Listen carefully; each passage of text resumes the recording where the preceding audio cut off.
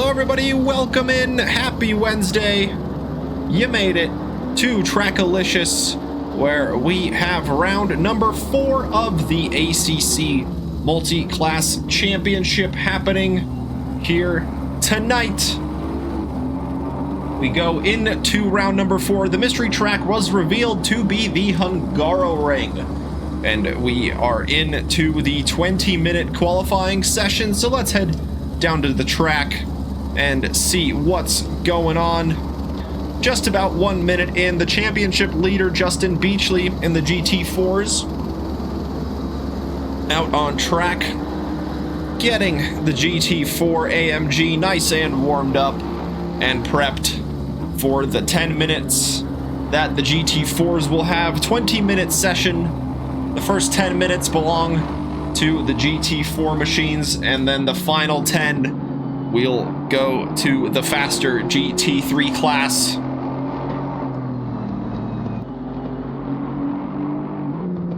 Despite the GT3s being the faster class, the GT4s tend to provide a lot of close racing. Teemu Pesinen leads the GT4 grid out, and he is the first to begin a full qualifying timed lap in his 111 Jetta.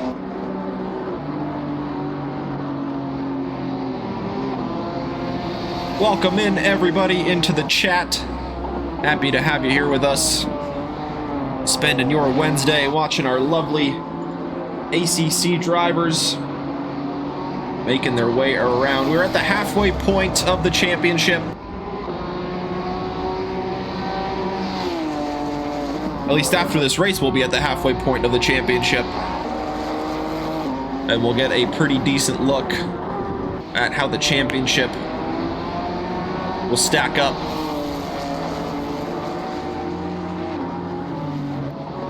As Teemu Pesinen completes the first sector, taking the chicane quite heavily over those curbs, but the Jetta able to handle it just fine, as now he gets into the flowy part where he needs to try to set up one corner into the next, but it looks like he ran a touch wide and may have invalidated the lap for the 111 Jetta.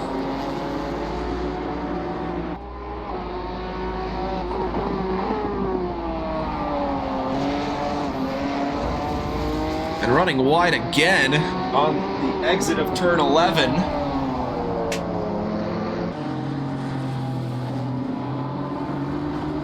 Teemu Pesinen will have to line up another go around.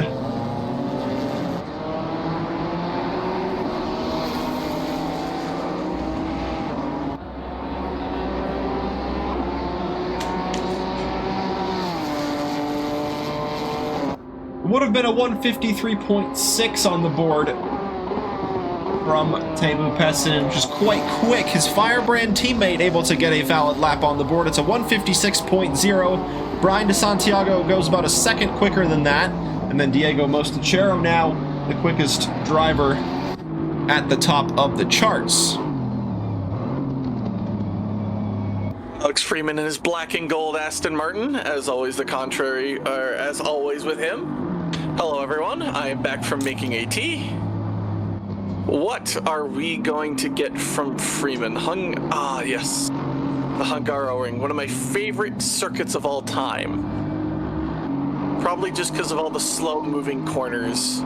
It's a very flow track. You either get it or you don't. And Freeman would have been a 153.9, but he must have invalidated somewhere in that line. Yeah, not quite the flow he was hoping to get. Certainly finding a couple of points wide on the track. As we saw Teemu Pesinen do the same in his Jetta. Let's see if he can get a valid lap on the board this time. Just one sector left for the 111. Runs a tear wide, but keeps it within track limits on the quick corner exit right before the end of Sector 2. And now it's just a couple of hairpins left for Teemu Pesinen. I find that this track layout almost does look like a trophy in and of itself. Because obviously you have the handle at the bottom and then the cup at the top. But Pessinen, what can you provide for us? Can you provide a valid lap? You can. You will go up to P2, 1.1 seconds behind Beachley. Beachley, as always, the man to beat, but he's got Freeman and Pottsweaver to still make lap times. So he might not be sitting too comfortable just yet.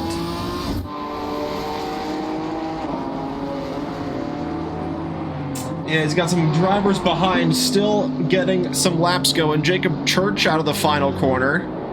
He's about half a second behind Giancarlo Bottini, improves his personal best by a few tenths, but pulls off to the side, and he will return back to the pits.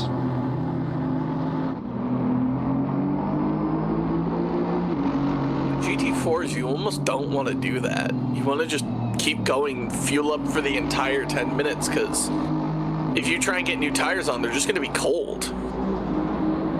No tire blankets. Ooh, Freeman gets ahead of Beachley, taking provisional pole in the GT4 class by less than 1/10 of a second. Yeah, it's the usual story there between Justin Beachley and Alex Freeman. Super tight times between the AMG and the Aston Martin. What can the two Firebrand Ginettas do? We got Bottini in 8th place. He needs about 4/10 to get ahead of Brian DeSantiago. And just ahead of him is Teemu Pessinen, who has invalidated his lap once again. Track limits can be a little bit difficult here, especially in qualifying when you want to try and carry as much speed as you can. And that's pretty much what Hungaroring is, especially in that middle sector where the number 22 of Freeman is. It's really pretty much all about carrying speed. And the Firebrand Ginettas, as I can hear the buzzing in my ears, giving me slight PTSD as he slightly decides that the corner isn't there and taps the guardrail.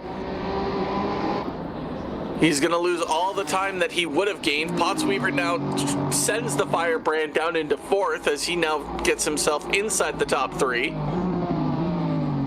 Yeah, it's a good lap from Potts. He didn't have a valid one on the board. And there he slingshots himself all the way up to the front of the second row. Dr. Porkchop in the sister Aston Martin, sitting in 8th place after getting shuffled down with that big improvement from Pottsweaver. He's just got the final sector to go. Tight right-hander, followed by the last hairpins of the lap. Needs about 1/10.5 to get ahead of Brian DeSantiago. Or excuse me, needs about 2/10 to get ahead of DeSantiago, and half a second can find him as high as 5th place. Now, it's now April. I haven't been around for 2 weeks because of Beer League playoffs. Has he have that wheel? As he does not have the wheel yet. Ah, okay. It's a good lap from Dr. Porkchop. He gets himself inside the top 5 by 5 milliseconds ahead of Nathan Fox in the number 60 McLaren. Teemu Pessinen sits in 4th place. He's got a valid lap as it stands. Just one corner left. Can the 111 keep it on the racing surface? He can't. Drifts a perfect amount wide, loses a bit of speed though, but slingshots himself to the front row, about 3/10 behind Alex Freeman's time. And he'll have one more lap to do so, because he had made the timing line before 10 minutes. Everyone else though might be unfortunate. Beachley I don't think is gonna make it. DeSantiago will make it, still be in 8th place. The 44 is going to make it. Yeah, Beachley has decided he is going to pit. And Freeman won't be able to improve either. So Pessinen will have the lone opportunity to get into the provisional pole. Unless Pottsweaver has something to say about that. Yeah, he very well might. The number 13 Aston had some pretty good pace throughout the first 3 rounds. Just got a little bit unlucky with some incidents, but yeah, certainly had a great bit of race pace to work their way through. Now, this is going to get interesting, because the GT3s are starting to come out, but the Mostachero of Diego is still out on a valid lap. They're going to catch him at this rate. Yeah, but he's on a valid lap. The GT3s certainly have to respect that. As a disaster for Teemu Pessinen, he has to return back to the pits. Runs wide at the end of his qualifying lap. So now it's just down to Potts Weaver, Brian DeSantiago, and Diego Mostachero. Diego needs the 10th to get into P6. Santiago needs Diego to not get anything and then find 2 tenths. And Potts Weaver needs to find less than a 10th to gain 2 positions. Or actually, 10th and a bit more to gain 2 positions. So let's see what Potts Weaver can do first for the GT4s. He can't find anything. What can DeSantiago do? DeSantiago can find something, but it's not enough. Diego, can he find something? No, it's not enough either. So no changes stand in the final laps of the GT4s. And now we move on to the GT3s. We do indeed. It's been 3 out of 3 race wins for Sarah Liu in the GT3s, and she leads the way in the 923 Nissan out in the qualifying session. Less than 8 minutes left on the clock now as the GT3s conclude their outlaps and start to begin pushing for the 10 minutes that they have available to them. That car looks sick. It will never not look sick. Like, it's just so cool.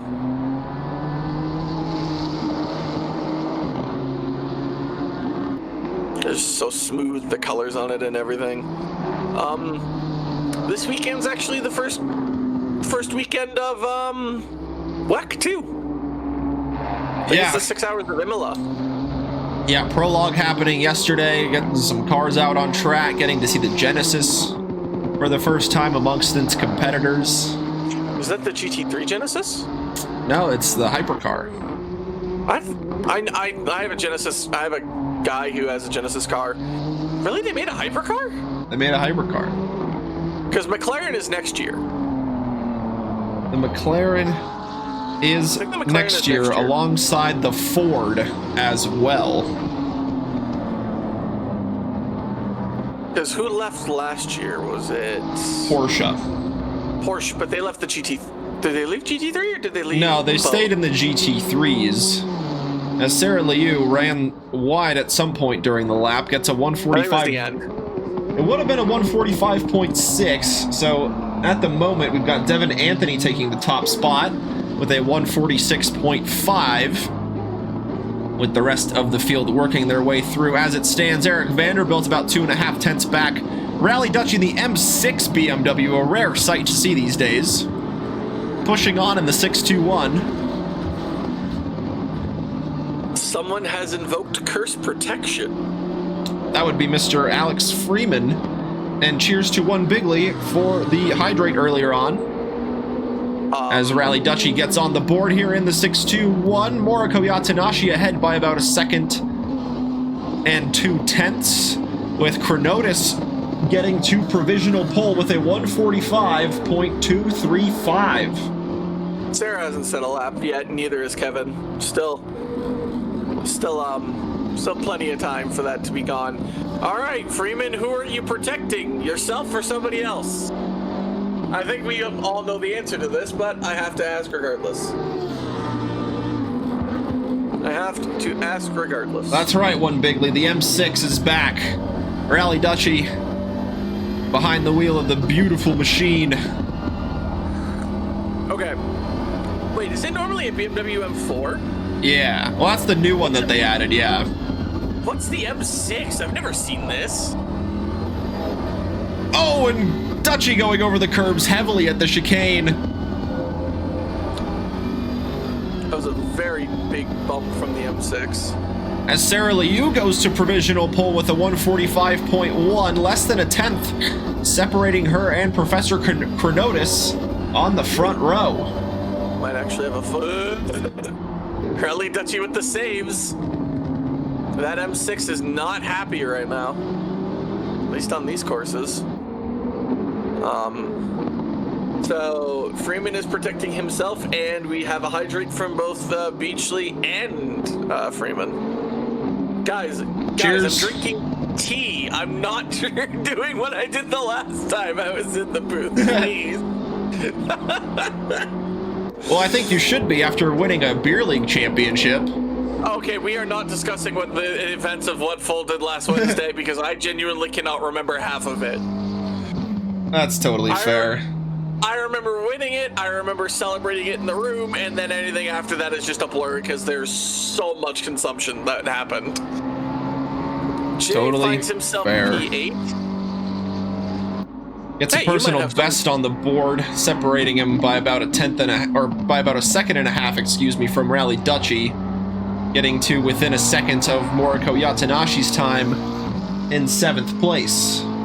I actually had a battle with Jay in a championship, the DRL Season 6 AM Championship. So he's a pretty good racer. Look out for him to maybe make some moves in the race. Now it is Hungaroring though, so there's not really a lot of overtaking opportunities. Obviously you got turn 1, maybe turn 2, but like that's kind of it. Devin Anthony finds themselves P3 with a nice little lap that gets a little bit away from Vanderbilt. Kevin Yu finds himself now in the top 2.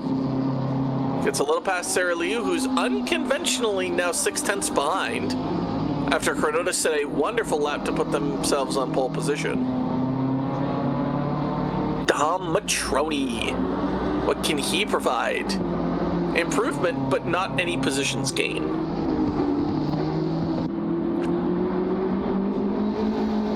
And back to the lovely M6. Rally Dutchy to the line, gets within 3/10 of Jay Paisa. That's a good lap from that M6. Getting close to the time of the McLaren. We have 2 minutes left on the clock, and Rally Dutchy into the wall at full power. Full power. Full power walls taste quite lovely.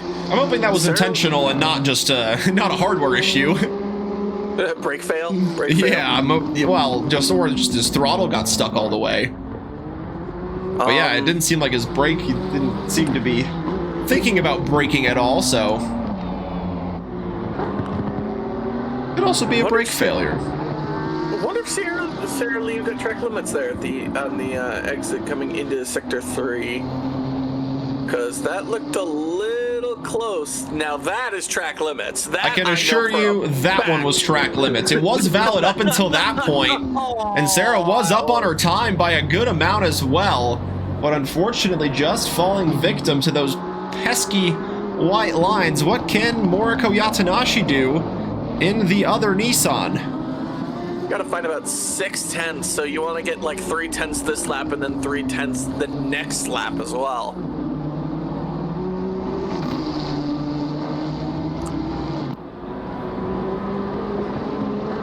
Only finds a 10th there. Small gain, but a gain nonetheless.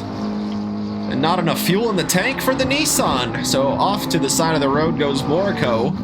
So 7th will be the best that the 530 Nissan can do, unless Jay Paisa can find a big improvement at the end here and get ahead of Moriko Yatanashi.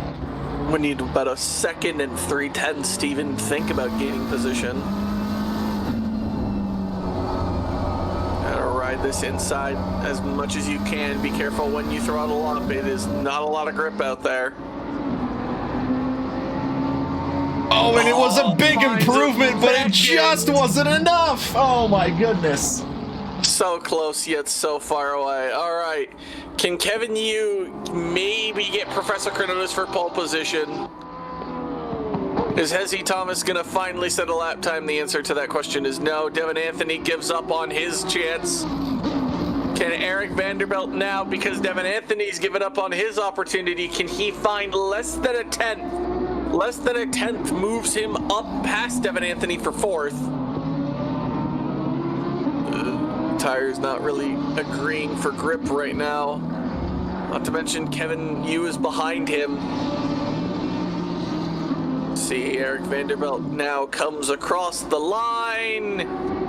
No improvement. Kevin Yu comes across the line. Improvement, but not enough of a place for 20 tenths behind. Chronotis is now just doing a victory lap at this point. Yep. And he ran wide. Actually, no. Hezzy Thomas might actually be on a lap. It just might be on that first lap that doesn't read in ACC for some strange, odd reason. Watch the guardrail.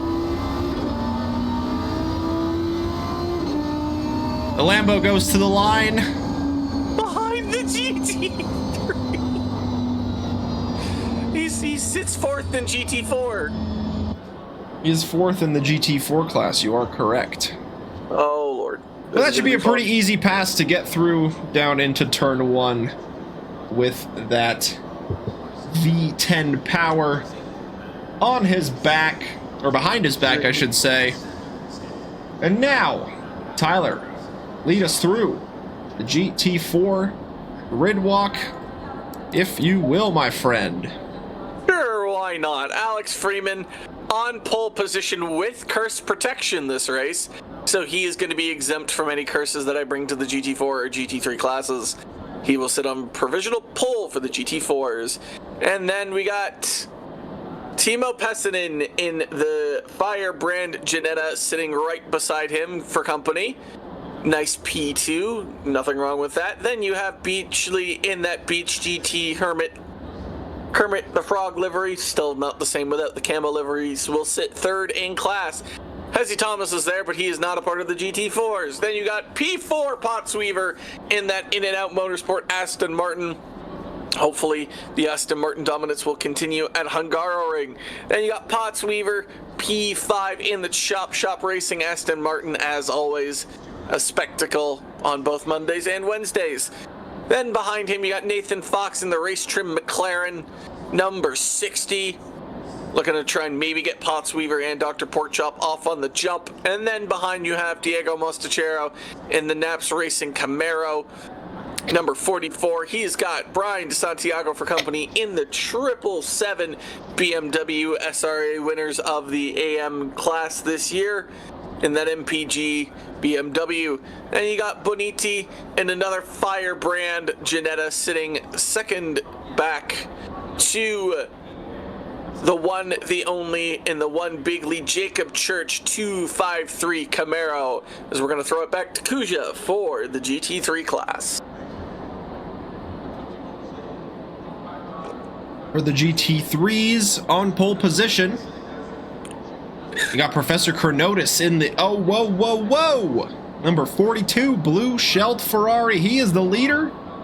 Will he be the one that takes himself out, or will the blue shell be the protection that he needs to hold on to the race lead? Kevin Yu lines up next to him in the number 95 BMW. Can Kevin Yu get on the podium here at the Hungaroring? And what can Sarah Liu do?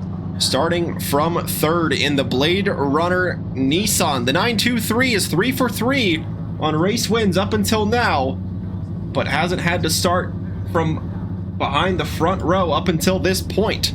Devin Anthony keeps her company in the Noobs R Us 664 Porsche. He will start from 4th place. Inside the top 5, you got Eric Vanderbilt in the Trackalicious Lambo NLR. Number 7, he has Dom Matroni next to him on the 3rd row in the Matroni CRT. Number 5 BMW. Next is Moriko Yatanashi in the Eastsiders GT3 Nissan, getting rolling for the formation lap. Jay Paisa next in the 135 McLaren in the JP with Samantha Tan racing McLaren.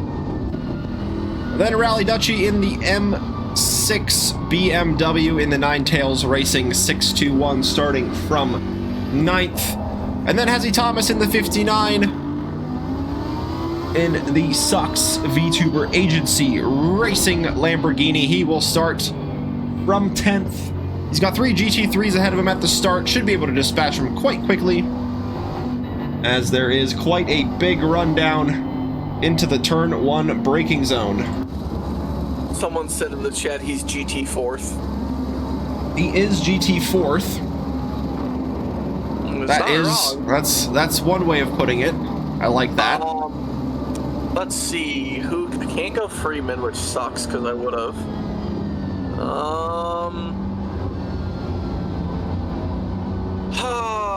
Let's go Potts Weaver and Dom Matroni as the curses today. No particular reason. Last time I tried to do it personal style, it didn't work out for me.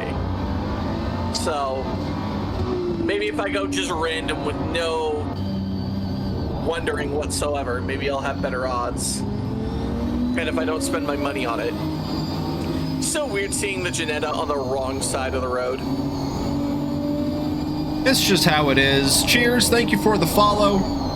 Happy to have you here with us at Trackalicious, getting things ready to go for the 75 minutes of racing here in round number 4 of the ACC Wednesday Multiclass Championship, halfway into the season. And Professor Chronotis take the race win from pole position in the GT3s. The grid getting lined up side by side. A couple of hairpins left. And then the green lights will release the 20-car grid for the 75-minute race. 2 mandatory pit stops to be completed as well. Lots of different strategies on offer, as we've seen at the moment. The weather is nice and bright. No rain predicted in the next 30 minutes, but things can change. Let's see what happens. Yeah, it's going to get interesting. See how they run up into turn 1 as the green flag begins now. Off we go. Down into turn 1. Sarah Liu already looking to charge up the pack as Professor Chronotis loses out to Kevin Yu straight off the rip, but he will have the inside to turn 1 as down they go. A little bit of contact. Sarah Liu is going to go try right through the inside line and is going to get it. However, Chronotis is going to have the inside all the way down into turn 2. So that's Chronotis going to be charging up the inside, forcing Sierra Liu all the way down to the outside, where that P1, P3 is now down to a P3. As they are going to stick behind Kevin Yu, as Devin Anthony and Vanderbilt from behind are going to... Oh, actually, that's Jay Paisa from behind, actually. That is not who I thought was going to be up that high, but... Strange things you see every day is that is it's close contact between Beachley and a firebrand that would be Pessinen. Yeah, that was so lucky for Pessinen not to go spinning there. Very lucky for the Janetta to be able to hold on to control as Alex Freeman hangs on to the race lead. Teemu Pessinen still in that second place position. Beachley in third, and Dr. Porkchop has moved up the grid. He's up to 4th now. Dom Matroni's actually all the way behind, so my curse hit first turn. So, I apologize to Dom Matroni, but that was a perfect shot from the curse angle as Beachley now tries to chase down Pessinen while chasing down Freeman all in the same go-round. Not a lot of places to overtake, as I said in qualifying. Yeah, this may be one of those races where when the drivers come into the pits may really determine how high up the grid they get. We've seen the strategies earlier on where drivers tend to kind of pit when the traffic starts to get a little heavy. And so we might see some of that. But of course, with the weather always being a factor, especially later on in the race, you might want to hold on to at least one pit stop for later. It's definitely an idea, for sure. Not the craziest thing we've ever seen. Santiago trying to get past Mostachero, not having any luck of it right now. maybe thinking about an inside move here. Nope. Defended well by Diego. Jacob Church just kind of flying around. Ooh, that's Rally Dutchy bringing out the yellow flags. 621 BMW slowly on the right-hand side of the road there. Just getting back onto the racing surface behind Hezzy Thomas. Oh, it's DeSantiago heavily over the curbs at turn 4. But able to keep his BMW pointed in the right direction, as that is the McLaren of Nathan Fox going slowly, and Diego Mostachero goes through. I think I already know what he's done. He's probably hit that inside curb. That's not actually a curb, it's just pavement. Concrete. And your tire hits that and your car goes, you know what? Grip? Nah, I'm good, thanks. I don't want that. I don't want that, my man. Nathan Fox now in a battle just to try and keep going forward right now. He's gonna have a Camaro in front of him and a BMW behind him. He's not exactly in the happiest place in the world. Yeah, certainly not. Jacob Church is also getting pretty close to the back of Brian DeSantiago as well. Sorry to cut you off there. Oh, it's all good. DRS train's gonna form. Probably here soon. It's already here. It's happening. You saw segmented. That. Oh my goodness, Brian DeSantiago wiggling all over the road, fighting for grip in his BMW. As now the top 2 in the GT4s, side by side, exiting turn 1, down the hill they go. And who will find themselves out in front? Pessinen forced the long way around. Justin Beachley trying to take advantage of the opportunity and stick the nose of his AMG in, and he in fact is going to take the position the long way around, and up the hill they go into turn 5. AMG up a place to second. Very nice around the outside move. I was worried they were going to be more side by side going into turn 5, and I'm like, boys, you both can't live doing this. But alas, they've both decided to live, and Pessinen's going to fight another day. You got to be careful of track limits. Especially here on Hungaroring, they're a little bit vicious, so you get 3 warnings, then the 4th is a track limit penalty, and you can't afford that here. Certainly not, especially with a 75-minute race at hand as well. Long way to go in this one still, as Pessinen drifts wide in his pursuit of the top 2.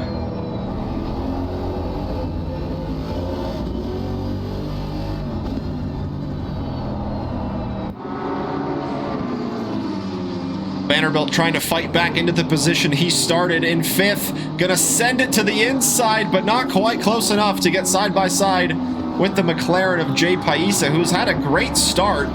He started from 8th and finds himself currently sitting inside that top 5. Yeah, Tanashi's not too far behind. She's within, or they're within respawn distance. If anything were to happen to Vanderbilt or Paisa. Gotta be careful knocking over that curb there at the end. It will unsettle your car very much rapidly so. Pessinen gets the place back from Beachley. I'm assuming it occurred into turn 1. Yeah, they must have happened into turn 1. I'm hesitant to go to the replay because I want to keep our eyes on this battle. See if Justin Beachley can try and fight back. He was able to get the move done around the outside on the lap before, but now with the Ginetta ahead, can he find another way by? All this battling is music to the ears of Alex Freeman as he tries to pull out a gap behind the 2 battling behind him. Not to mention you have Potts Weaver and Pork Chop behind fighting it out for... Yeah, I was going to say, speaking of battling, the 2 Astons bumper to bumper out on track, but out of the chicane, Dr. Porkchop getting a much better exit than the In-N-Out Motorsports Aston of Potts Weaver. Now I want a burger. I don't blame you. So there's actually Chick-fil-A in Mississauga? It's not too far away from where I live. I've never had... We didn't end up going there for lunch. We ended up going to Jersey Mike's. It's a spot I want to go to again because I've never had a Chick-fil-A. I've never had Chick-fil-A, never had In-N-Out. Those are like, American establishments. Yeah, I haven't had In-N-Out either. They only started building them here where I live maybe like 5 or so years ago, and nowhere where, or at least like the first one they built, it was nowhere near where I was. And so I've never had a chance to go to it. But the battle's still keeping up on track. The top 3 in the GT4s keeping it within a couple of seconds of each other. And then a battle between the 2 Astons for a spot in the top 5. And it's Potts Weaver who gets through. Let's see how he got a move done. Rally Dutchie got through, and then Potts Weaver just lined up that inside and got all the way through. Was that Rally Dutchie in the wall? Yes. He's gone. Yeah, Rally Dutchie's gone from our timing screens. I think what occurred in qualifying that you were worried about has occurred in the race. I do wonder, yeah, I get it. I'm curious if that's like a technical error or whether he's doing that on purpose. Because he was clear on through, like he was miles ahead of them. Yeah. He's halfway into turn 1. Speaking of, oh, there goes De Santiago before the hairpin. He is spun out and now in dead last in the GT4 category. Beachley was able to get ahead, as you said, off that one turn 4, but now just can't seem to find a place to get the Ginetta. Well, that move really all happened because Pessinen tried to go around the outside of Alex Freeman, but there was just no way for him to go around the outside of turn 3 and be able to kind of survive there. And then Justin Beachley, taking full advantage, sticks the nose into the gap, and Teemu Pessinen can't get back onto the racing line, slowing him down into turn 4. Justin Beachley sweeping on through around the outside, but as it stands, Alex Freeman really can't escape the grasp of the 2 behind him. It's almost like they're towing them together. Also, we lost De Santiago as well. But I think he had gotten yellow flags in the entire second half there. Oh, Boltaniti! Nice! Oh, it's about who's going to get grip first. It might be Mustachero. He's going to have the inside for this. Is he going to go? Oh, he's going to do the switchback! Oh, that was beautiful! Oh, what a move by Boniti! Oh, I want a replay of that, but we don't need to see it again, or else I might actually, wake my house. But hey, that's the whole fun of it. And speaking of fun, Teemu Pessinen on the back of race leader Alex Freeman. Might not be fun for Alex in the Aston Martin that's leading, but certainly fun for us to watch. Oh yeah, Freeman is sweating right now. He's like, can you guys, fight each other, please? I beg of you.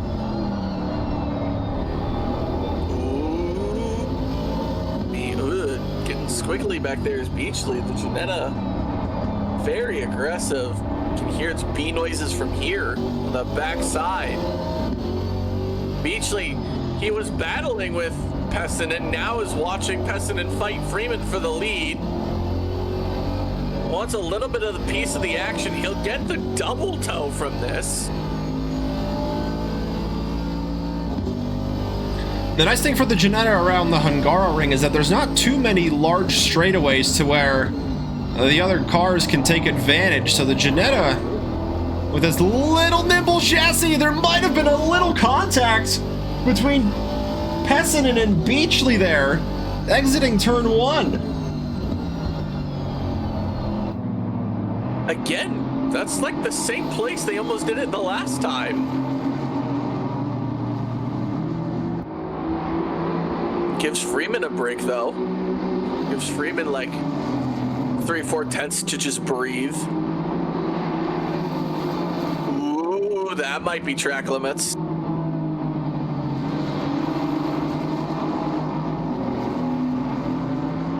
That might be track limits there, too. Just track limit. Track limit, yeah, exactly. I'm the FIA. Like, look how close they are. They're all in one frame. And it has been this way since the beginning of the race, too. No one has let up. No one has been able to build a gap. They've swapped positions a couple of times. Justin Beachley and Pessinen have, at least. But apart from that, and we might see that here, as Pessinen has to defend down the inside into the braking zone of turn 12, and he goes heavily over the curbing, the gantry sign, protecting our view from the battle that's going on. But nonetheless, Pessinen remains up ahead in second place with Beachley no way through for the time being. When is it gonna be the time to consider pitting in and maybe getting that undercut done on these cars ahead? I think it's got to be soon.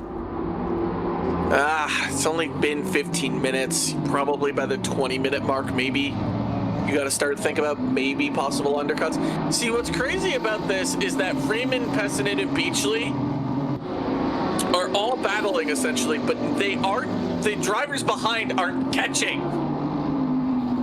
Like, they're doing all this battling and still pulling away in the same breath.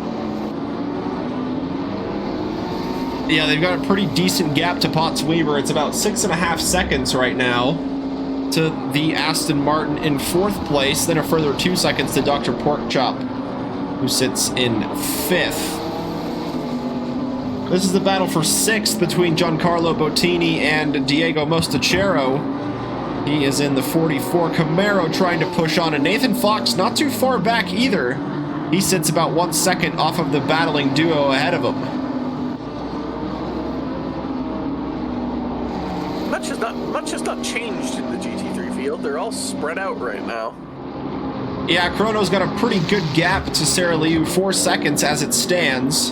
And then Sarah has a 7.5 second gap to Kevin Yu, who's holding on to that final podium position. Devin Anthony within touching distance, though. He's just 2.5 seconds back of Kevin Yu in the Porsche. Moriko Yatanashi gets into the top 5, as Eric Vanderbilt, unfortunately, dropping back to 8th as he was battling with Jay Paisa and Moriko Yatanashi earlier on. So Jay Paisa takes 6th, Dom Matroni recovering up to 7th. He's got 1.7 seconds to get back onto the tail of Jay Paisa, try and battle for potentially a top 5 position. See, it's gonna be interesting. No, back to the premier event. You're under 15 minutes. You could think about maybe boxing, but boxing obviously isn't what's on Justin Beachley's mind. He wants this position on track. He's gonna try and stick it around the outside. There's no switchback maneuver, as you already have a drive-through for Jay Paisa for track limits. We're not even 16 minutes through. Yeah, that's a quick penalty to pick up in the early goings of this one. So Jay Paisa will hand the positions to John Matroni and Eric Vanderbilt. And maybe Hezzy Thomas will benefit from this as well, as he is working his way through the GT4 grid after having an incident earlier on in the race in his Lamborghini. Beachley's going to be able to tell what Pessinen had for like dinner like a week ago at this rate. I might ask him that question if he podiums. Do you know what Pessinen had for dinner like 2 weeks ago? Trailing his exhaust fumes almost the entire first quarter of this race. Yeah, it's been insanely close between these top 3. It's so hard to take our eyes off this battle. The leaders are getting into the GT4 field now. At least the back end of the GT4 field. Yeah, so it's now going to be the time for the drivers to consider going into the pits, as Dom Matroni has caught back up to Jay Paisa. He might try to take this position on track and not wait for the McLaren to return to the pit lane.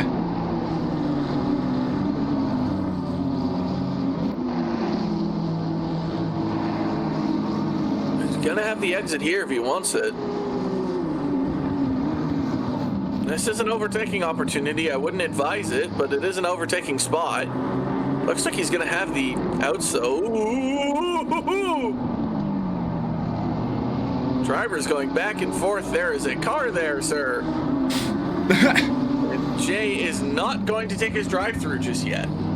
Not just yet. So Don Matroni takes the position on track, gets up to 6th place, back to the position that he started. Now Moriko Yatanashi just 2.5 seconds up the road. Don Matroni has pace. He was P4, P5 in qualifying, so he has pace. Just something happened lap 1, turn 1 that sent him to the back of the field. These guys still within 1 frame of each other. Nothing's changed there, folks. And I have a feeling it won't until one of them takes a pit stop. You're getting into the window where you could. I'd say you're getting feasibly into the window where you could. If I'm Freeman, I'm honestly boxing this lap. This might be the lap to do it. Yeah, the leader, Professor Chronotis, just getting pretty close to the back of these GT3 leaders now. In 1 more lap's time, he'll be right there with them. Why does no one listen to me, Kuja, when I tell them to box? There's only one person that didn't. It worked out for them. You know, but we talked to them after it, but they weren't. I thought they weren't listening to the stream, or were they? I don't remember how the interview went down. I thought they were. Like, they heard me. Pork Chop heard ya. 71 in the pits. See, an Aston listens to me, at least. I mean, Freeman's also in an Aston, so that's just bad on Freeman for not listening. Maybe he thinks this is me trying to get under the curse protection. No, this is me being legit. Yeah, most of the grid bunched up in one part of the track at the moment. There's an entire sector that is completely clear of any traffic. Jay serving his drive-through. Yeah, the 135 having to serve the drive-through on this lap. Can't serve one of the 2 mandatory pit stops as Freeman, a little bit slow on the exit of the chicane, allows the Ginetta to inch just a little bit closer and get on the bumper of the leading Aston Martin.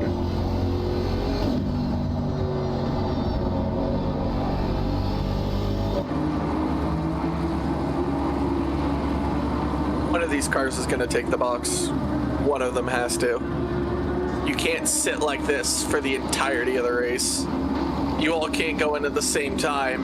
And that's Sarah Liu with a drive-through! No, the 923 gets the drive-through in the early goings of the race. Why does no one listen to me when I say box? I don't know, but Don Matroni back into the top 5 for the first time tonight in the number 5. Number matches the position. Moriko Yatanashi just behind, trying to stay as close as possible to the BMW to potentially fight back that position. Now Don Matroni with a 12-second gap to Devin Anthony up ahead in 4th. It'll be interesting where Sarah Liu comes out in all this with the drive-through.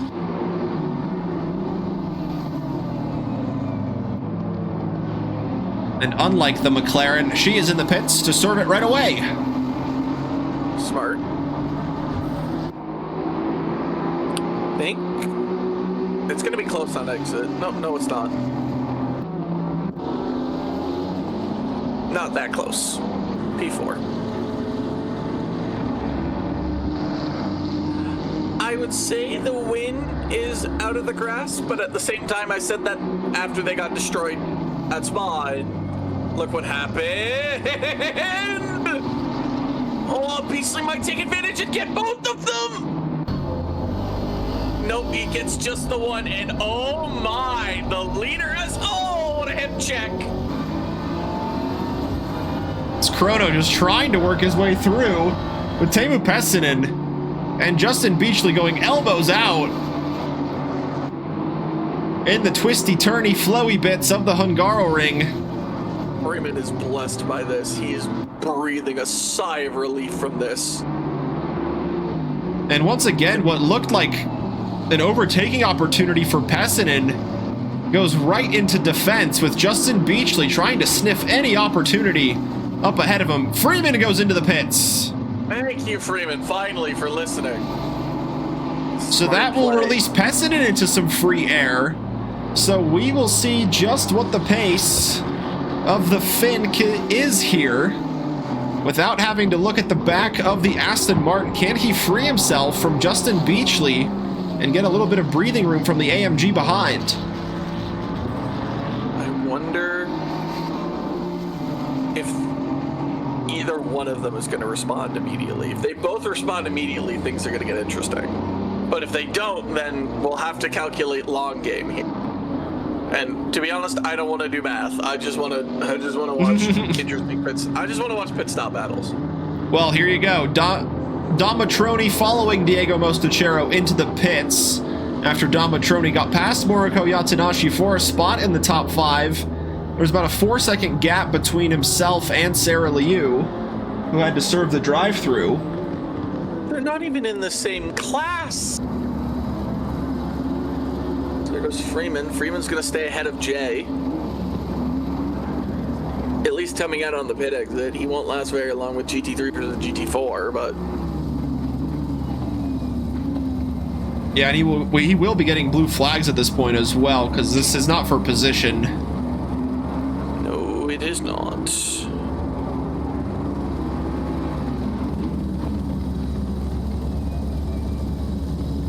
Oh man, sorry to hear that, Hezzy. Gotta hope that wheel comes in soon. She says because controller is randomly flicking left under braking. That's not very good, no. That's not very good. You need brakes, unfortunately, in this day and age. Well, that was a heck of a feat to be able to not get any damage on the car. Professor Chronotis into the pits from the lead. Neither Beachley or Pessinen box. So that'll give Kevin Yu the race lead temporarily, with 8 seconds separating him from Professor Chronotis before the pit stop. Can he make up a little bit of time here working his way through the GT4 leaders? It's entirely possible. Not out of the question.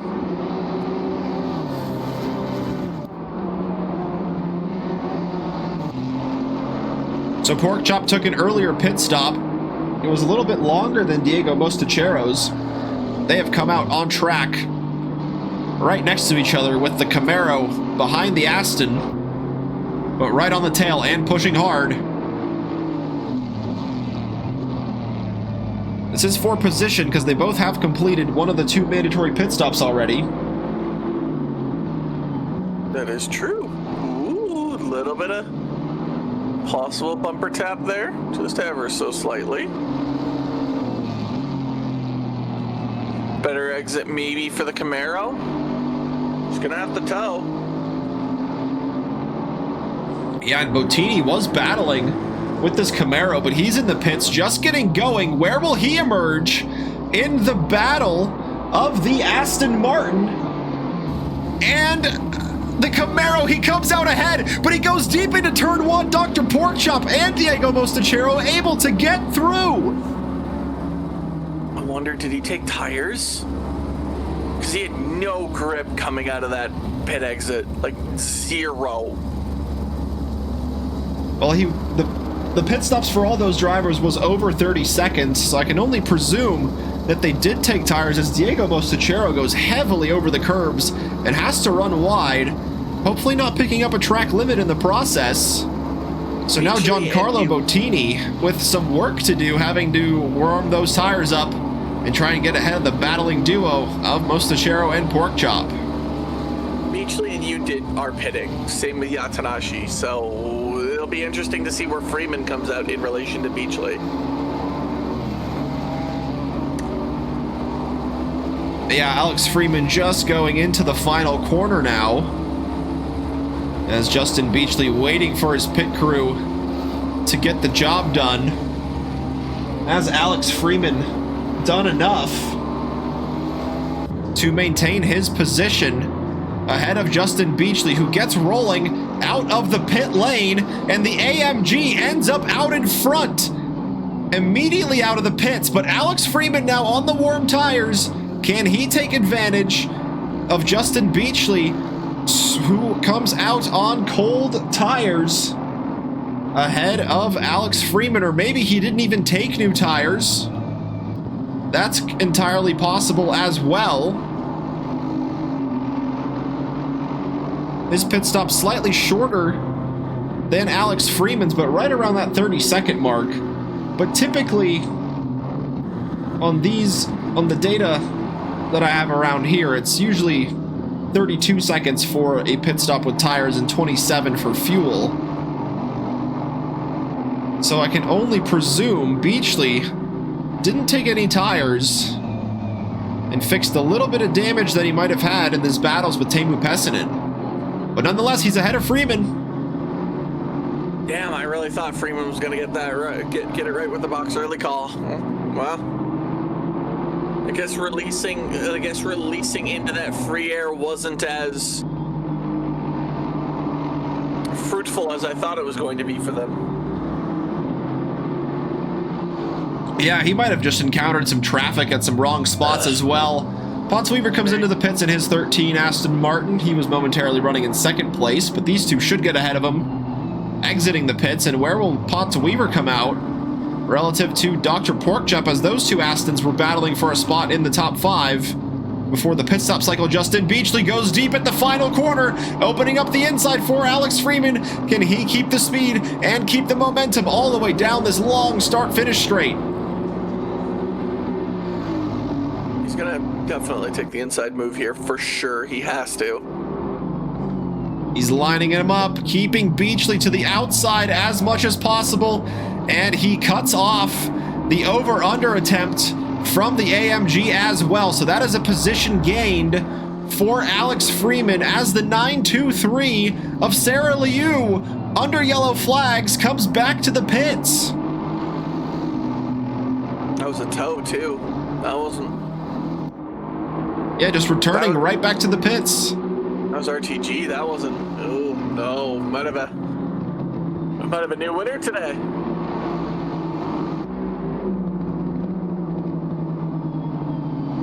Wonder what happened there. We'll find out maybe in the post. Yeah, hopefully we'll get some sort of answer from Sarah there. Very uncharacteristic from the Nissan. As Devin Yu is out in the lead, yet to complete a pit stop though.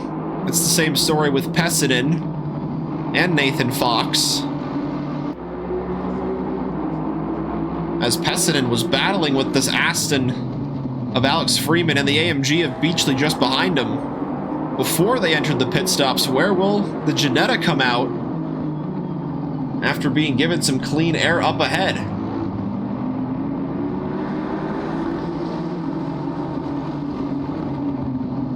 Who knows? Guess is as good as mine.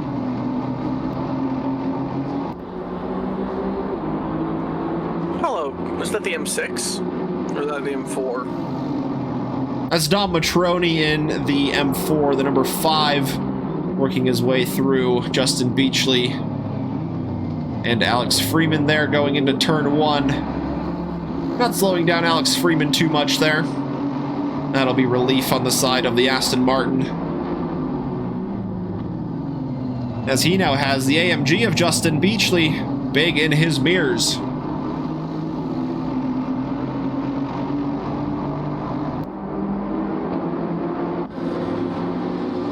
Mostachero got through the Aston of Dr. Porkchop. So now the 44 trying to maintain position, build the gap over Dr. Porkchop, as we still have Nathan Fox and Teemu Pesinen yet to pit in the GT4s. Nathan Fox was right around these battling cars before the pit stops, so we'll see where the McLaren will come out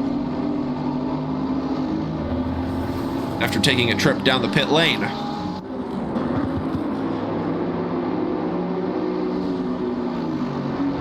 We'll definitely see. It'll be interesting to see where all this ends up being.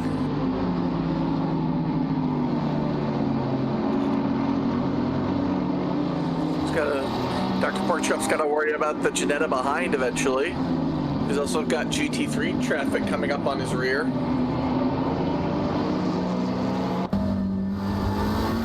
Devin Anthony also still hasn't taken his pit stop yet either. Yeah, that was the Porsche just getting through the McLaren under blue flags, and now has Dr. Porkchop ahead in the GT4 class. And like you said, still yet to pit, but he was running in 4th before the pit stops, but with Sarah Liu retiring from the race, that might just move the 664 up to a podium position. There's a drive-through for Church again for track limits. That's the second one for the 253.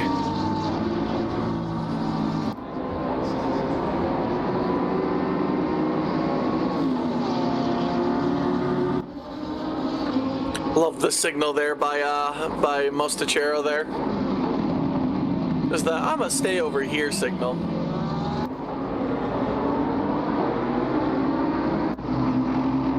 Bit of a gap opening up between Beachley and Freeman, 1.2 seconds. That's the biggest gap Alex Freeman has seen in a while with cars behind him. Teemu Pesinen in the pits from the lead of the GT4s.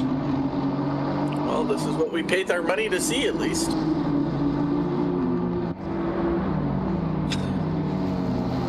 As he trundles down into his pit box. Very slowly. He's going as fast as he can. Pulling into the box, turning off the engine, and letting the crew get to work.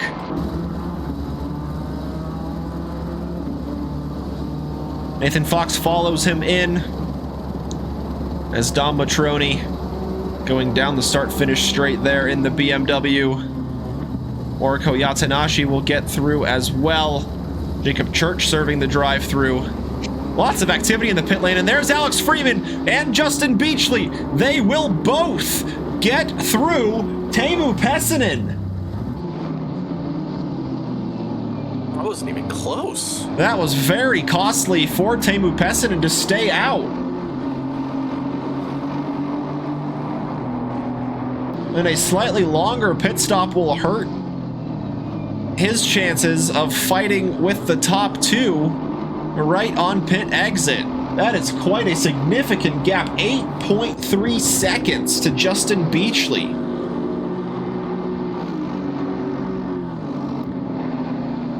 And now Pesinen has the hard work to do of warming up those GT4 tires as well.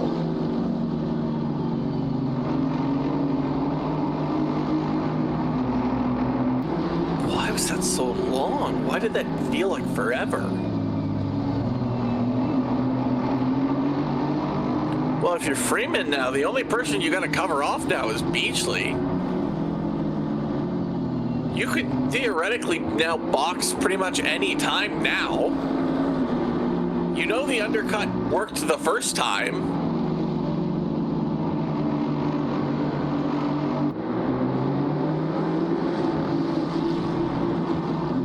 Yeah, the other drivers should certainly consider that strategy now that we get into the second half of the race. Most of the drivers completing one pit stop. Dr. Porkchop and Giancarlo Bottini in the pits for the second time. They feel confident they can take their cars all the way to the end with the 38 minutes that we have remaining. Devin Anthony still hasn't taken a stop yet.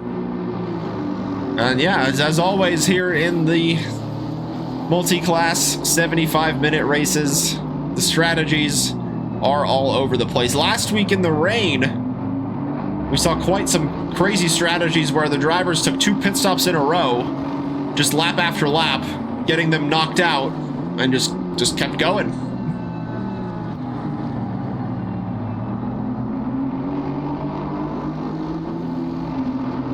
So now after their second pit stops, Dr. Porkchop behind Giancarlo Bottini.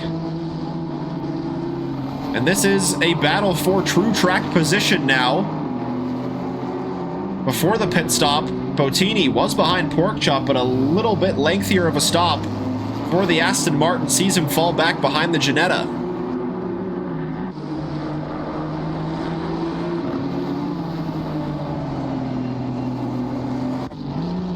And Potts Weaver having quite a lengthy stop, nearly double the length of his competitors. He finds himself behind Nathan Fox.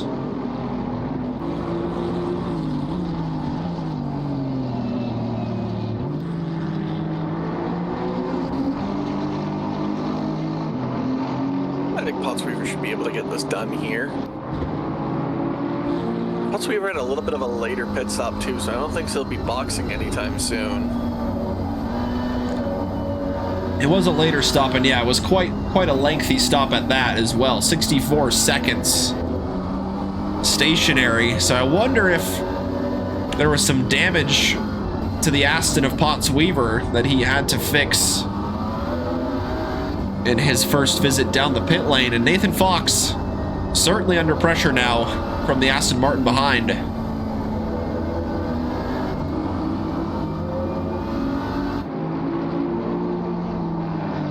And he's trying, bold move here in Sector 2 to try and get that move done. And he almost got it. He might have it here into the braking zone of turn 12, but he's just couldn't get the overlap that he wanted to try and send that move into the apex.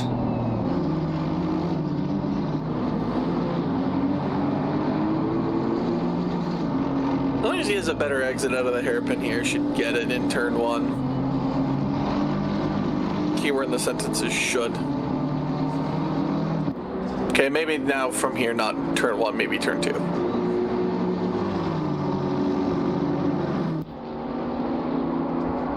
Or I could just be wrong in general and just not get any of them right. It's all possible here at Trackalicious.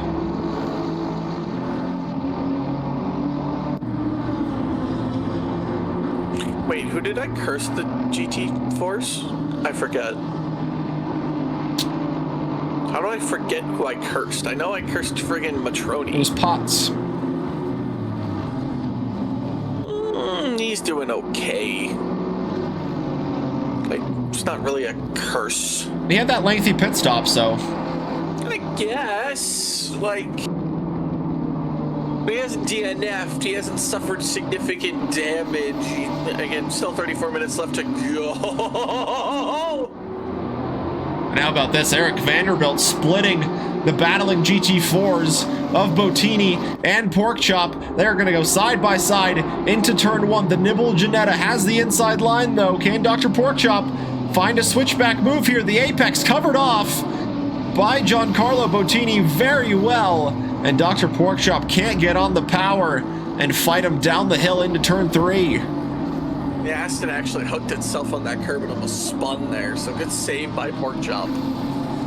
Because that did not look like a proper angled turn at all.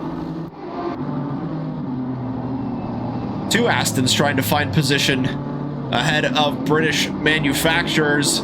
This Potts Weaver on the back of the McLaren. He sends it to the inside of the final corner, trying to find any room to fight with the McLaren, but now down the straight line, Nathan Fox should have the advantage in the McLaren, but Potts Weaver getting a great exit out of the final corner. He's got the inside as well. Can he hold it and not allow Nathan Fox for the switchback? A little bit squirrely on the exit, but down the hill into turn 3, he's got the position. Nathan Fox thinking about the move, but tucks back in behind the Aston Martin. Smart man. Smart man.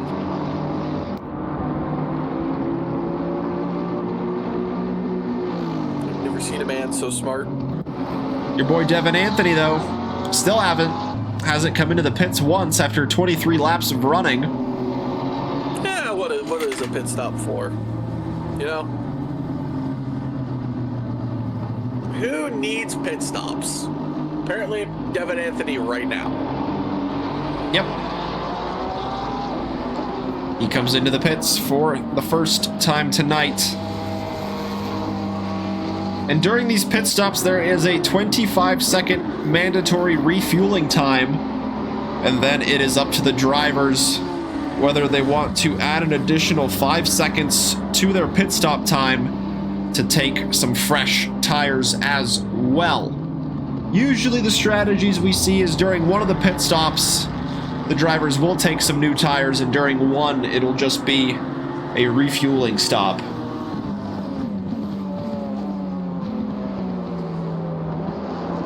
Devin Anthony pushing too much fuel, but it's fixed, so it's not going to do much for him. Stretch. So Chronotis gets back into the race lead. He is ahead of Kevin Yu by about 16 seconds. And then Devin Anthony coming out of the pits. Dom Matroni going down the main straight, but I think Devin Anthony will have that position covered off, so he holds on to that final spot in the podium. But Dom Matroni's been able to claw his way up to fourth up until this point. Now the gap is right around 5 seconds to Devin Anthony for a spot on the podium.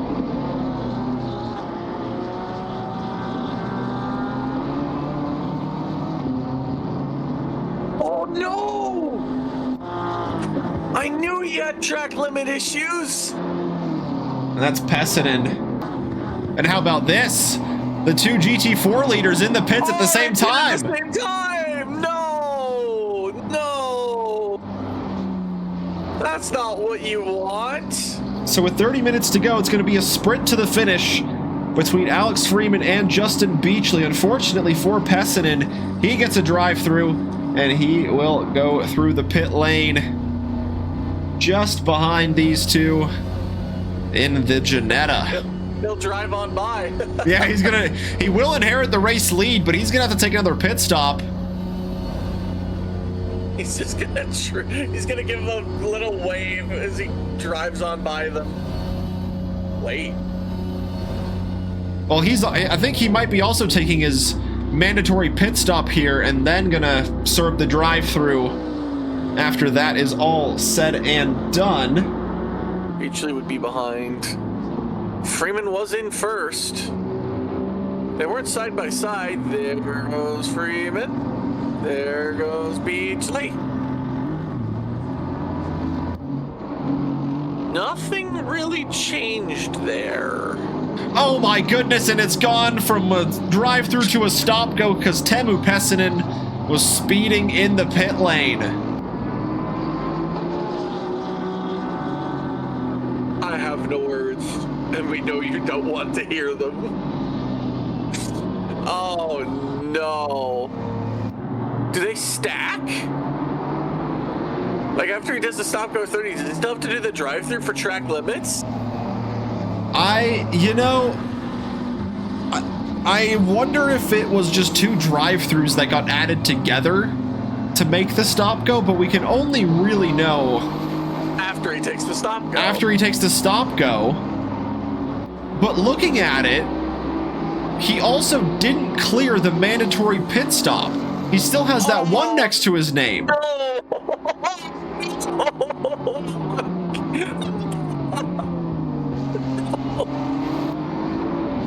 Oh no! So first he doesn't serve the drive-thru. Second, he doesn't serve the pit stop. Third, he gets a stop-go.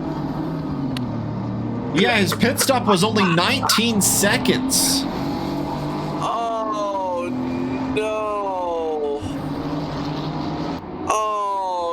Oh, disaster! It is just a disaster.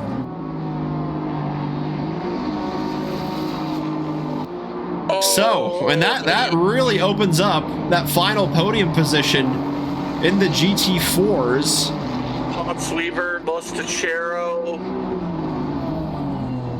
Porkchop or Bottini, like any four of them could end up in that final spot because they were battling with each other before the first pit stop cycle happened. Oh, okay. Well, is he taking a stop go now? He is. Okay. So we'll find out after he hopefully clears the stop go. If he has the drive-through underneath the stop go, I would throw my headset into the space. And how about this for the strategy for Devin Anthony? In the span of a couple of laps, he is in and out of the pits for both of his mandatory pit stops.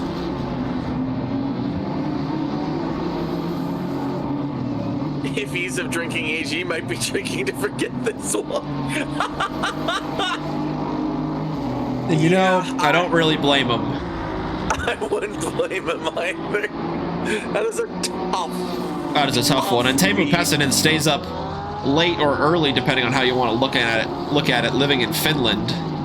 Oh, that's a one tough one. Okay. So stop go cleared. No drive-through. Okay.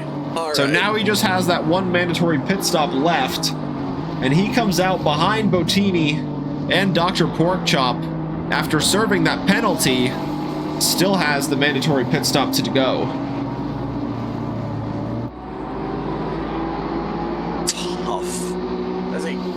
From a pretty much almost guaranteed podium position to just second to last. That is a tough pill to swallow. And it all goes wrong in like 30 seconds too. Yeah, in the span of the pit lane. You know that he must have got it in sector 3.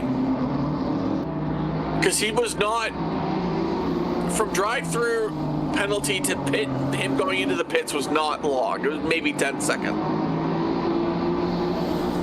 Yeah, and I'm not sure what happened during that pit stop also, because it was only 19 seconds.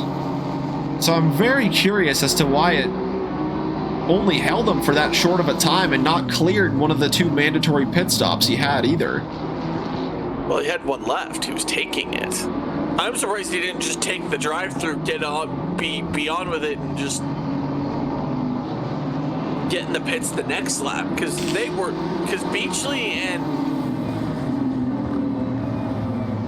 Beachley and Freeman were already boxing. Chronotis now boxes.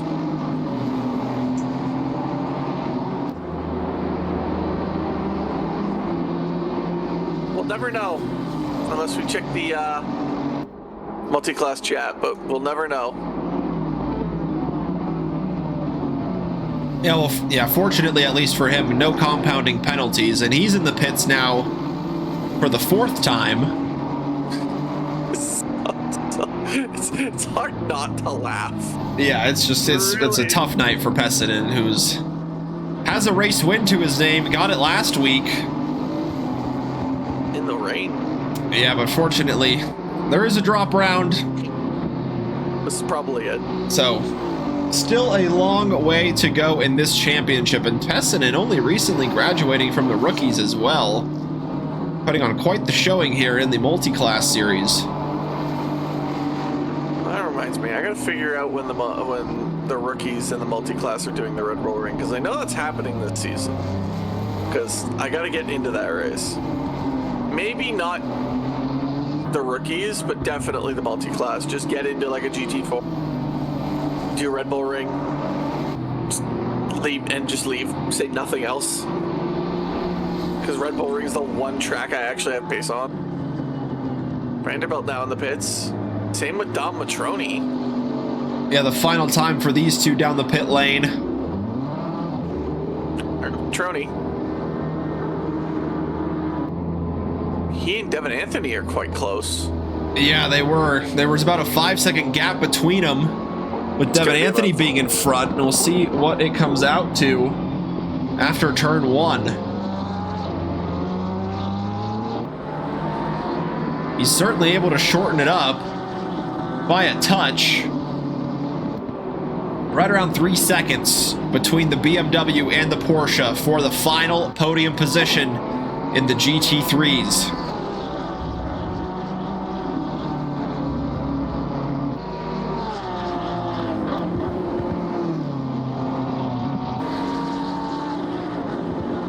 I think if all three of those drivers, Mostachero, Weaver, and Fox all pit at the same lap, this is just gonna be a...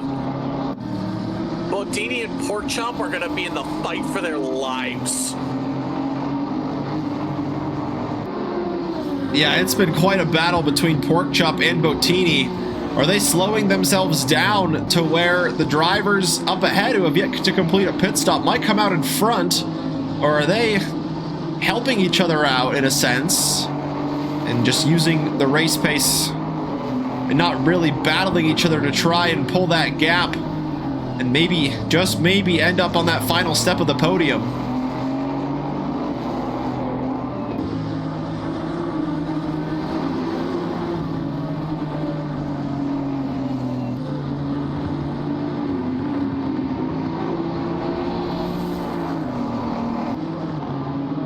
After 29 laps of running, Kevin Yu in the race lead in the 95 BMW, but he still has to complete a mandatory pit stop on the night.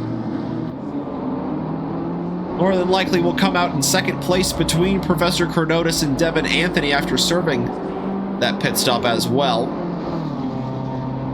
So it'll be a strong finish for Kevin Yu. Get a podium position here. But who will take that third step? Will it be Devin Anthony or will it be Dom Matroni?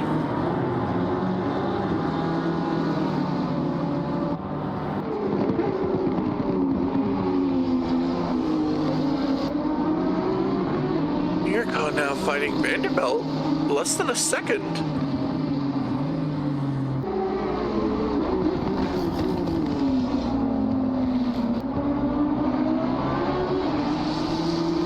Be careful, don't want to get on that curb just too much.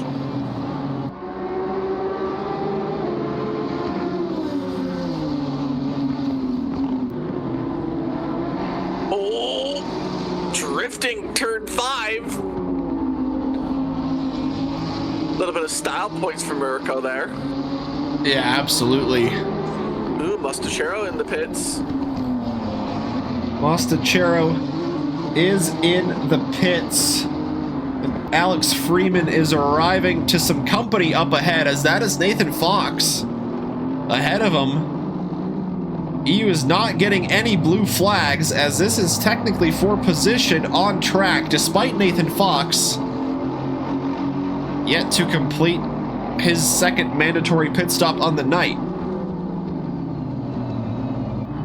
Welcome, Road to Racer, for the vibes. The racing's on in the background, the vibes are in the foreground. Well, there goes Mostachero. Where is he in relation?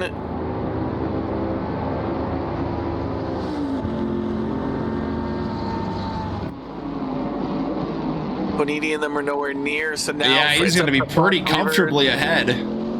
Now it's up to Weaver and Fox to respond to that box. They have to now.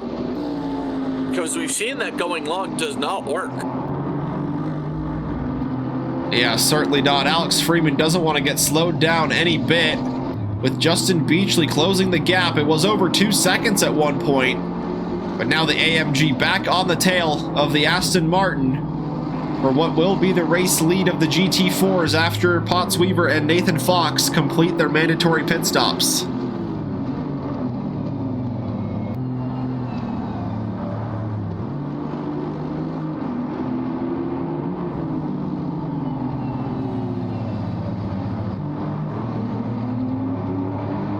And the number 13 in and out goes to the pits. Nathan Fox staying out.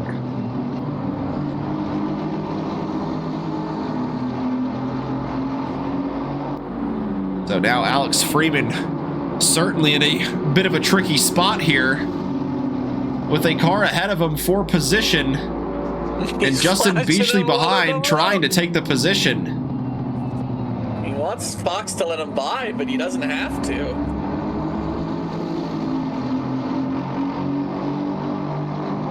not have to let him go here. This is for position. Fox still has to pit though, so can only imagine how much this is to use a little bit more colorful language, upsetting Freeman.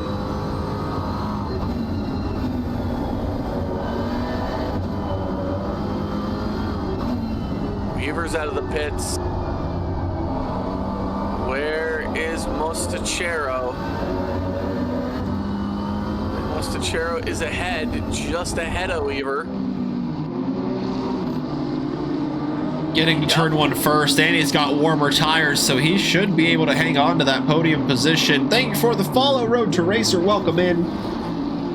Glad you are enjoying the vibes of the night with the multi-class action in ACC coming into the closing quarter of the race. 16 and a bit minutes to go. Can Alex Freeman hang on to the lead? Justin Beachley trying to go the long way around turn 12. Not going to be able to get it done just yet. Alex Freeman taking the defensive line into the turn 13 hairpin with Nathan Fox right in front of them. Still not going to Fox.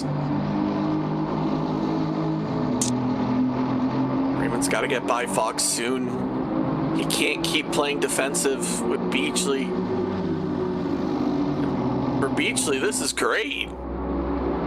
Great that Fox isn't boxing just yet.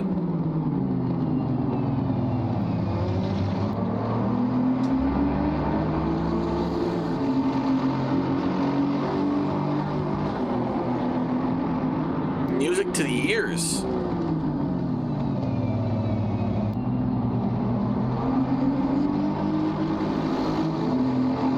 So Kevin, you completing his pit stop. So that's all the GT3s done and dusted for the mandatory pit stops. We just have Nathan Fox remaining in the GT4s yet to pit.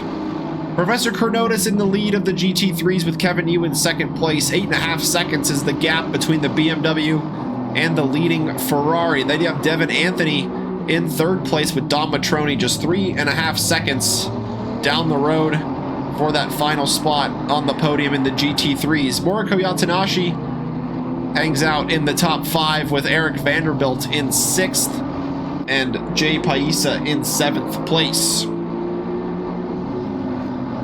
You got Nathan Fox leading the way in the GT4s, still yet to complete one of the 2 pit stops though. Alex Freeman right on his tail will inherit that race lead after holding on to it from pole position for the race up until this moment. Justin Beachley has been putting the pressure on hard at the start of the race, was behind Pessinen and battling the Ginetta, but now will take second place, but hoping it becomes the top spot. There is Nathan Fox going into the pits, nearly going into the barriers though. So that will release Freeman and Beachley to battle it out for the top spot in the GT4s. Where will Potts Weaver, Giancarlo Bottini, Diego Mostachero, Dr. Porkchop, and Pessinen end up after Nathan Fox comes out of the pit lane? No. Nobody knows.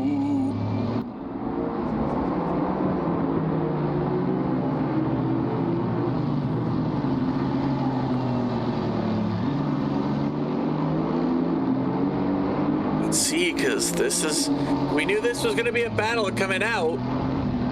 When does Fox go green on his thing? He's about halfway up the pit lane. I don't think he's going to be much of a factor in this battle because it's green now. He would get to go now, but they're already way long gone. Potts Weaver faking a move. This is now for the podium position. We had all the drivers make their pit stops. Fox will come out pretty comfortably ahead of Giancarlo Bottini and Dr. Porkchop battling it out, about 10 seconds behind the McLaren that just exited the pit lane.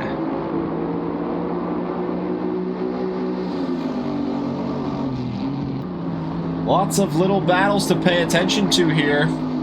Alex Freeman under pressure from Justin Beachley for the lead of the GT4s. Battle for that final podium position in the GT4s on right here between Diego Mostachero and Potts Weaver. Then you got Bottini and Porkchop battling for a spot in the top 5. And in the GT3s, Devin Anthony holding on to a 4-second lead over Dom Matroni in their battle for the final spot on the podium. Potts Weaver down the inside, forces his way through. Diego Mostachero having to run wide, and he's going to have the inside for turn 12 as well. Aston Martin going through. Yeah, my curse is we're effective in the beginning, we're not effective in the end. Yeah. The tale of 2 races of curses, at least. 11 and a half minutes left to go. Yeah, it's been quite a dominant performance from Alex Freeman and Justin Beachley, because they have a 47-second gap to Potts Weaver in 3rd place. They both can make another pit stop. We can certainly think about it. Could you imagine? I don't think. You know what? Yeah, they just have a gentleman's agreement that they will both pit. For the sake of content.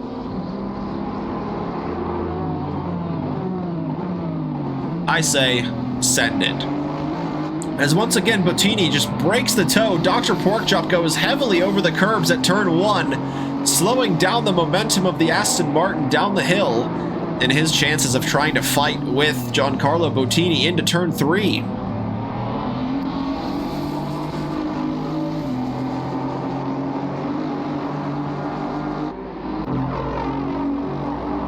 Paisa getting a drive-through in the 135. He got one earlier on in the first 15 minutes and getting one in the last 15 here as well.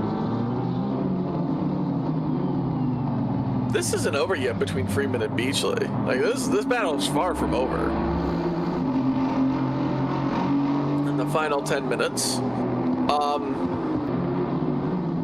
they are what I like to call collision safe, where they could literally take each other out and probably still be okay. Like,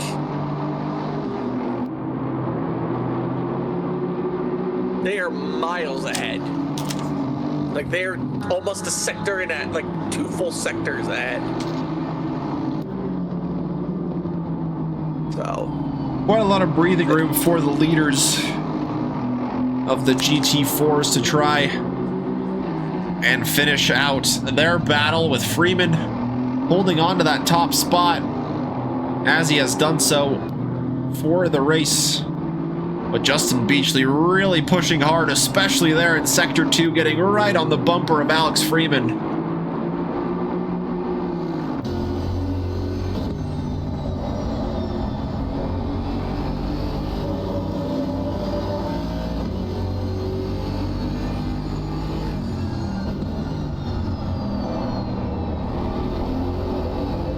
Dom Matroni falls just a touch back further from Devin Anthony. The gap now 6.3 seconds between the BMW and the Porsche in the final podium position of the GT3s. Moriko Yatanashi can't quite get rid of Eric Vanderbilt. That gap hanging out right at 2 seconds between the Nissan in 5th and the Lamborghini in 6th.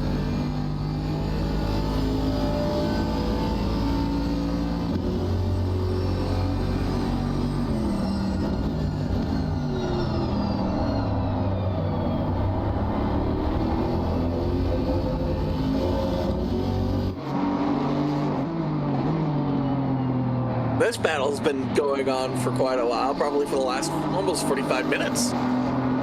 Porkchop and Bottini are still fighting it out. Yeah, the asset of Porkchop just going really heavily over a few of the curbs.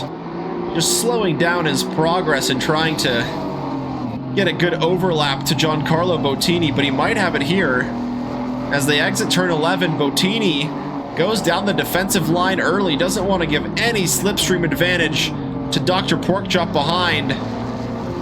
And once again, the Ginetta just parking it perfectly on the apex, doesn't allow Dr. Porkchop to sweep the over-under attempt.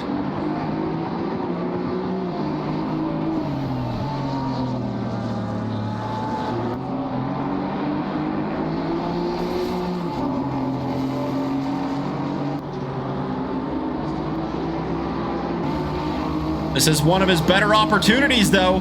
They are side by side as they run into turn 1. Bottini has the inside in the Ginetta. He goes a touch deep into Dr. Porkchop, who was once again either trying to get that over-under done, expecting Bottini to go deep, but also trying to squeeze the Ginetta to the inside as much as possible. And their trajectories just collided there at the apex. Bottini remains ahead. Tom Matroni's in the pits. Yeah, I just noticed that. The BMW back into the pits from 4th. Oh, did he run out of fuel? And there must have been a fuel issue there for Dom Matroni. That'll move Yatanashi and Eric Vanderbilt up a place. Okay, well, there's my curse kicking. there's the curse kicking at full speed.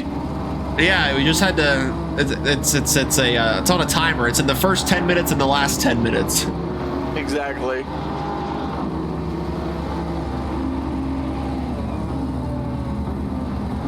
Ginetta getting a little squirrely on exits. The chopper just following along. Oh, goodness me. Rubbin is racing.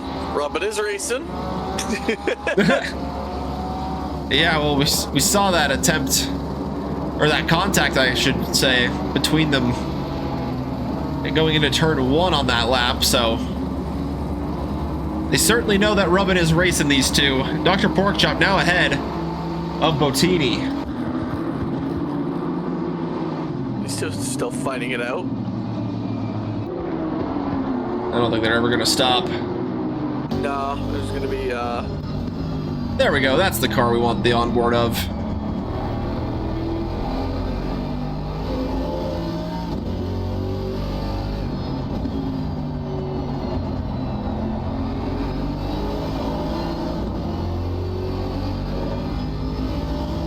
Dom Matroni has been in the pits for quite some time now.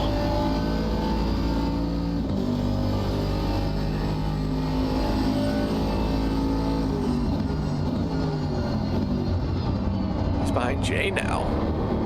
Yeah, even Paisa with the drive-thru able to get through. Did he RTG? I thought he just drove it. And it's Hungaroring. There's not a lot of places where you can, like, get enough damage that you destroy your car enough where you have to RGG. The only thing you can really do here is get beached.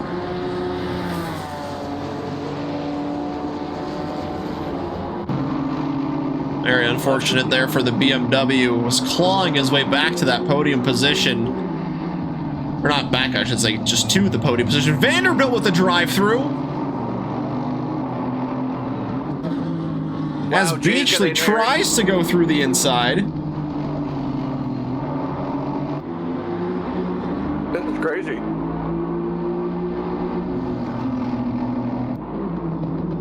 But one of these guys got to drive through at the end. Certainly hope not. At the moment, the championship leader, Justin Beachley, in the GT4 is sitting behind Alex Freeman. He got his first podium of the season last week and looking to climb even higher up and make it a race win on the night. The Aston beginning to slide a little bit. And into the final 3 minutes we go. 2 more more laps, maybe? 2 laps left for Professor Chronotis, that is for sure. I wonder if he's gonna get... Yeah, we'll just have to wait and see if he laps these two.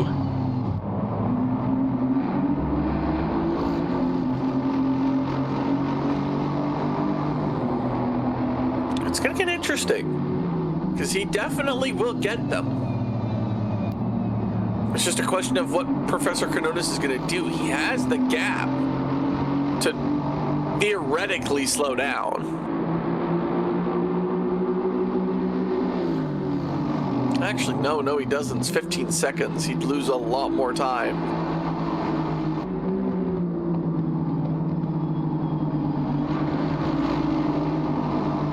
I guess it's a question of where is he going to pass them?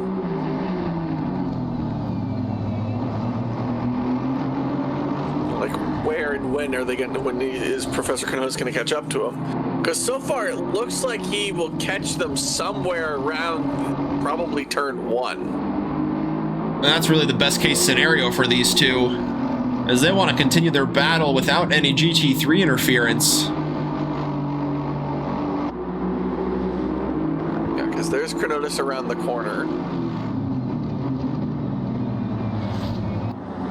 The timing is going to be incredible here. Yep. I might have just called this perfectly too, by the way.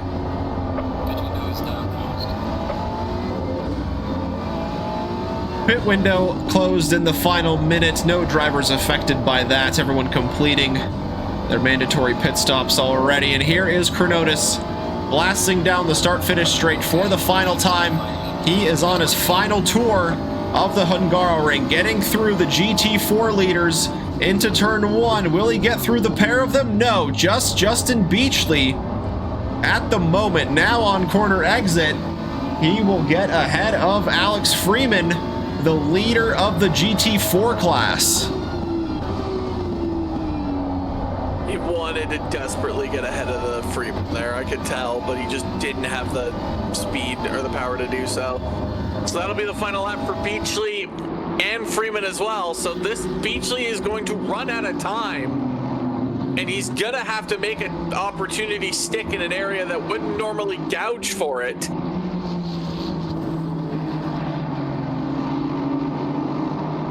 Yeah, there's not going to be any run down into turn 1 for Justin Beachley to try and do, and it is a short sprint to the start-finish line after exiting the final corner, so he needs to do it before that final hairpin.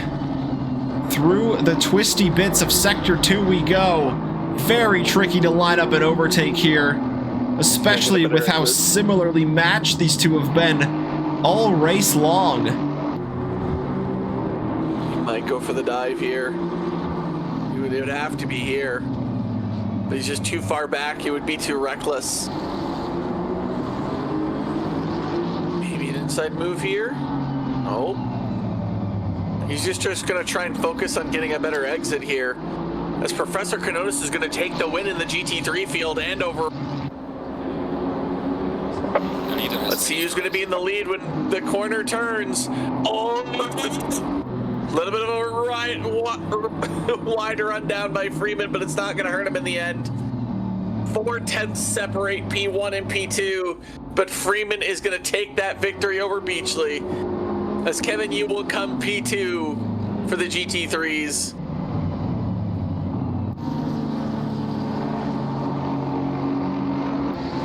Chronotis out on top in the GT3s. Kevin Yu in second. Alex Freeman holds on to the race win in the GT4s. Beachley across the line in second now. Potts Weaver will round out the GT4 podium in an up and down race for the In-N-Out Motorsports Aston. He will end up taking home some silverware in round number 4.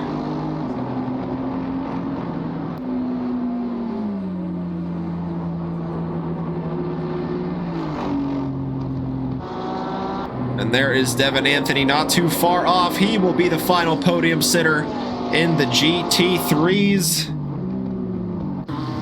Oriko Yatanashi will finish in 4th with Eric Vanderbilt taking 5th in the GT3's Jay Paisa in 6th.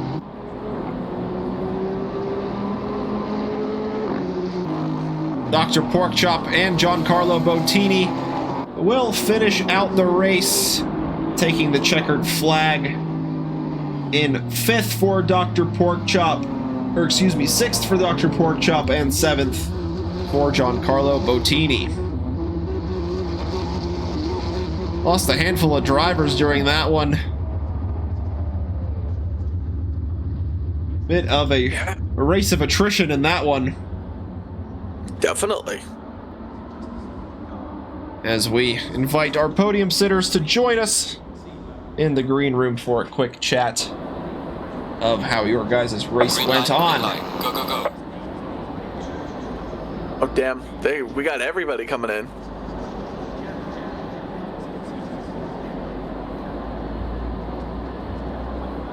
Alright, so we got...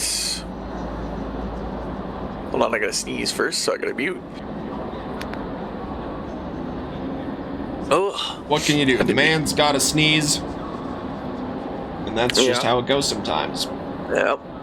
Alright, so... We'll just move everybody that's in here, except Vanderbilt. Alright. Move. Okay, there's that one. That one. That one. And that one. Alright, got them all. Or at least most of them. Welcome in, everybody. Congrats on the podium finishes tonight. Beachley and Freeman, you guys ever gonna stop fighting? Like, ever? No. Freeman, the only reason you've won tonight is protection. That is the best 5K you've spent so far this season. I couldn't agree more. On one hand, I want to agree, but on the other hand, I feel like that's giving you too much credit, Tyler. That is also true. I was really hoping... Crononis was like, I feel like trying to do his best to not get involved in that final lap with you two. I could tell he was like, I need to get past both of them. I need to get past both of them. And I can't get past both of them. I will say, to his credit, he did at least pass us both in a good spot of the track. Caught you in a good spot of the track, thank the gods. I picked that corner above all the others just for you. The time, he also had a 15-second gap to P2, so he could have waited a little bit. He could have waited a little bit. He had a 15-second. Does anybody know what happened to Dom Matroni, either at the end or at the beginning? Oh. No idea. Crickets? Alright, Cronotis, you did not have a good start. Well, I'm in a Ferrari, and I don't brake boost it because that requires learning, and I don't want to. So I have just bad starts all the time. I did a perfect, start. You know, I was in my box, I was up to the speed, max speed right away, and I put to the floor right on the green, but these front-engine cars... Just, my turbo needs to spool up and stuff. So, but yeah, it was had to be a little aggressive off the start because I knew 3 things at the beginning of the race. I had more pace. I was gonna have a bad start, and it was hard to pass here. So it's just full send in the first couple corners to stay ahead. Smooth sailing from there. Sarah was really pushing me though before she dropped out. I think she wasn't feeling too well or something like that. Okay, that would explain it. Well, Devin Anthony gets to inherit a podium because of it. Yeah, I sure did. A podium I sure did. A podium by doing nothing. So how was your... Self-aware, so self-aware. At first I saw her get that drive-through, so I was like, okay, I can get ahead somewhat. And then I took my pits, both of them pretty early, or around the same time. And then just went from there. I tried to keep my pace as good as possible. Finished third. It was a good race. Going back to Freeman Beachley, that was fun. All 3 of you were in frame 25 minutes of that race. And then Freeman's like, okay, I've had enough of this, and decided to box first. Yeah, that was. Yeah, I mean, honestly, that whole race was. It was stressful, but it was a blast. Like I was pretty sure I was sweating that entire final stint. But yeah, I could tell the GT3s were coming up on us, so I just figured, boxing that little bit early just to kind of not get held up by GT3 traffic was the way to go. I was telling you to box early, like 20 minutes into the race. I was like, okay, box. Like, this is the perfect opportunity. And no one was listening to me. I'm like, why does no one listen to me? It's not like I'm watching the race. Yeah, I was kind of waiting to see what the GT3s did, because I know there have been a couple races where they end up boxing early, and that's, that kind of allows the GT4s to kind of extend the stint a little bit. But yeah, when I could tell, also like, I feel like Chrono's usually one that tends to stay out a little bit longer. So yeah, the early box, I think, was the way to go. Who were you battling with? Pensonen. That poor man, 30 seconds just ruined his race.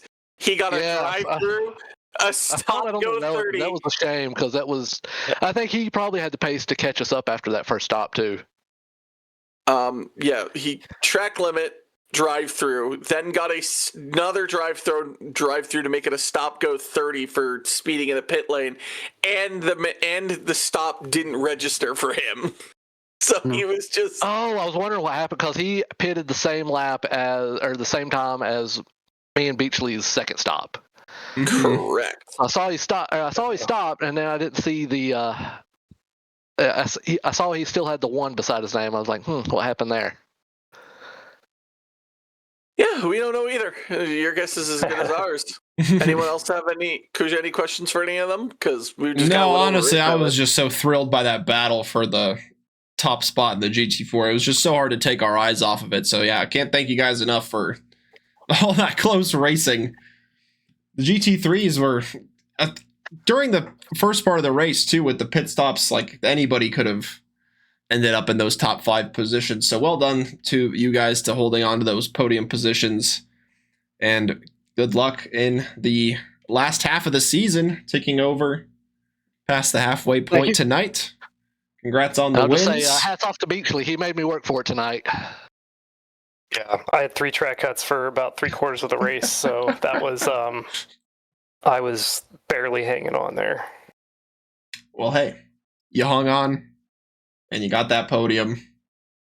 So well done, gents. We'll be back here to the green room. Thanks for taking the time to chat with us about the race. And final thoughts on the race of the night go to you, Mr. Tyler Morgan. Well, my curse on Don Matroni hit, not as much on Potsweaver, but you win some, you lose some. And next week we are at Brands Hatch. Oh, great. Yay, that's going to be a fun race. You can tell the sarcasm in my voice. Tyler might not like it, but I am super excited about that one. The rookies had quite a fun race at Brands Hatch. We'll see what the Multiclass can do when they go into round number 5 next week. More Multiclass action on offer through the rest of the week here at Trackalicious. Tomorrow we go to iRacing in their GTP and GT3 series, and then a Le Mans Ultimate to finish off the Multiclass Championships in their 75-minute Hypercar and GT3 season. On Saturdays, we get a nice little break before going to the MX5 Cups in iRacing on Sundays. And then to start the week, we go to the ACC Rookies on Monday, going into round number 5 next week at Indianapolis.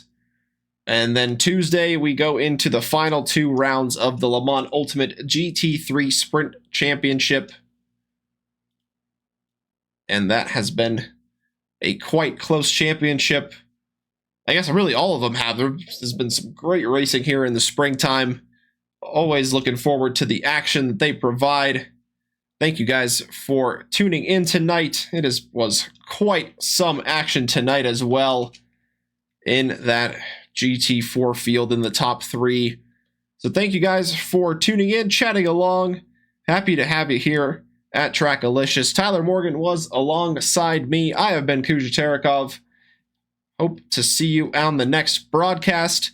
Until then, have a good rest of your morning, afternoon, evening, or night, wherever you may be watching us. Stick around for the raid. We're going to MX5 Cups all day, and a little screen peek at what you can gather on Sundays from us here at Trackalicious. We'll see you then. Have a good one.